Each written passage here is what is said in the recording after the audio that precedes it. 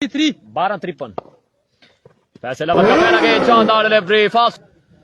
once again Faisal एक बार फिर से इस बार swing and miss brilliant line और लेंथ पर गेंदबाजी करते हुए फैसल मैं क्या कह रहा हूँ जी इस बार देखना बाकी इस बार बैट का किनारा ओवर का पहला बॉल लिए दौड़े आए पहला बॉल और अच्छा बॉल यहाँ पे इनर पहना हुआ है कर सकता हूँ एक बार फिर से फैसल वंस अगेन अपने बॉलिंग के निशान से और इस बार भी अच्छा बॉल एक और डॉट बॉल अब देखें Wasir Khan Ubaid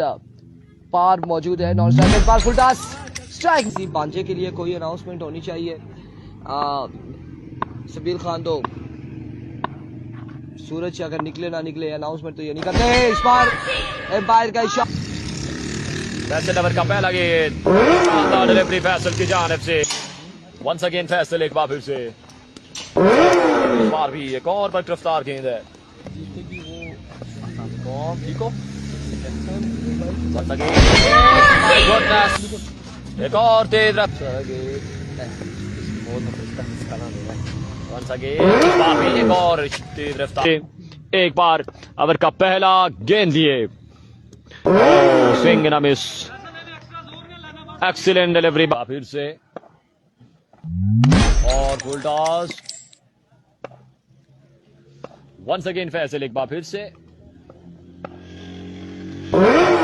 delivery and again Faisal एक बार फिर से another fast and furious delivery like a